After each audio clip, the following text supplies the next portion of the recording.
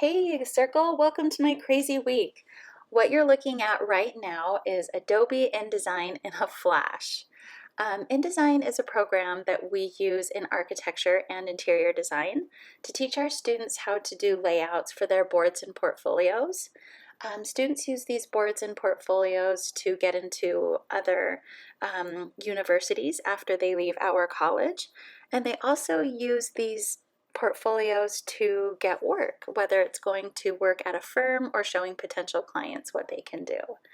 The closest thing that I can relate it to is something like Microsoft Word, where you can do text and image layouts, but honestly, it's so much more. It's such a powerful program, especially when you tie it into the other Adobe programs like Photoshop. So the reason why I teach this class in a flash is really by accident. A few summers ago, I had a small interior design class of a few students that I knew really well. And typically, we build on the concepts that we go over in this 1 2 hour class over 4 to 6 weeks. And this summer, I just decided to throw everything at them in one night. And it really worked out great. What was happening was a lot of the students kept, in previous semesters, they kept asking, like, but how do I do this? Or how do I do that? And I was like, oh, that's next week or that's the week after. And so I just threw everything at them. And then we kind of refined it over the semester. So I've done this flash format. This is my third semester. And up until this point, I really like how it all builds. So if you guys are watching this and thinking, you are crazy, this looks like complete torture, I don't necessarily completely disagree with you, but it really isn't torture. I promise no students were hurt in the making of this lesson. I wish I could insert a little humane seal of approval here. One thing to remember is that my students have just come out of months of practice in a sibling program to InDesign called Photoshop. So the interface and shortcuts are really similar. I'm not blindsiding them. We're really making the connections to the two programs, and it's kind of like scaffolding as well. They've learned some of these shortcuts, and now it's time for them to find out how they work in this new program on their own.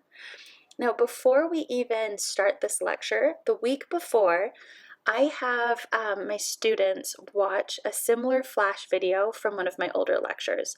So I post it to their YouTube playlist. I let them know what they're in for during the flash class, and I tell them, if you're not familiar or if you're not comfortable with the concept of InDesign, watch this video. It's going to show you everything we're doing that day. Now, I don't expect them to follow along with the lesson, but I really think just watching it, looking at the user face, seeing that it's something familiar, hearing familiar concepts, I really think it takes some of the kind of guesswork and intimidation out of this class.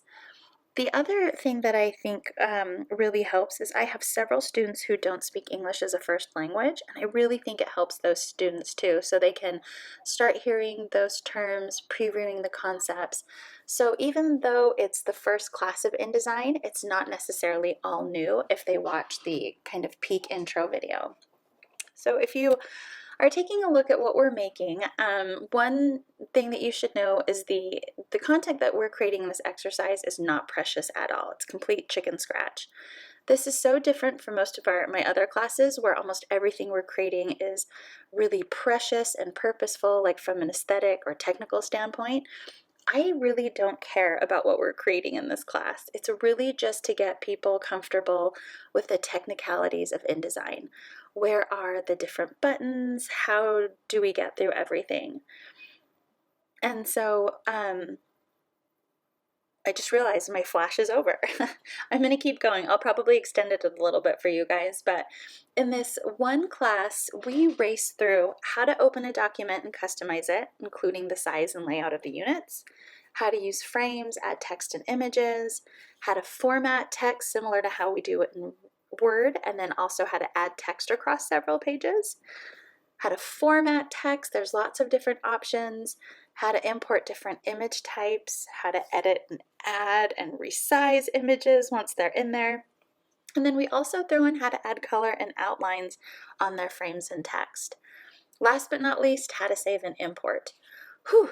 So that is a ton in one class. 2 hours, we cram all of that in. And 90% of what we cover in this 2 hours are the last pieces that they need to essentially start working on and finishing up their final for this class, which is a large client board that shows a concept of a room.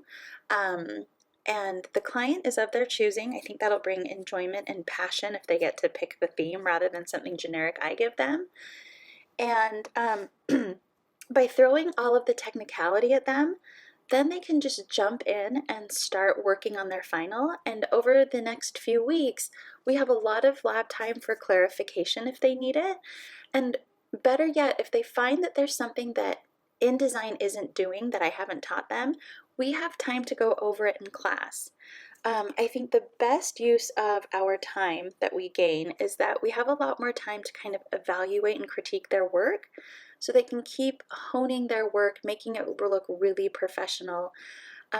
So in a nutshell, this first class is really just to learn the technicalities of inDesign. I don't think they're necessarily like memorizing anything yet unless it was things that we built on from Photoshop.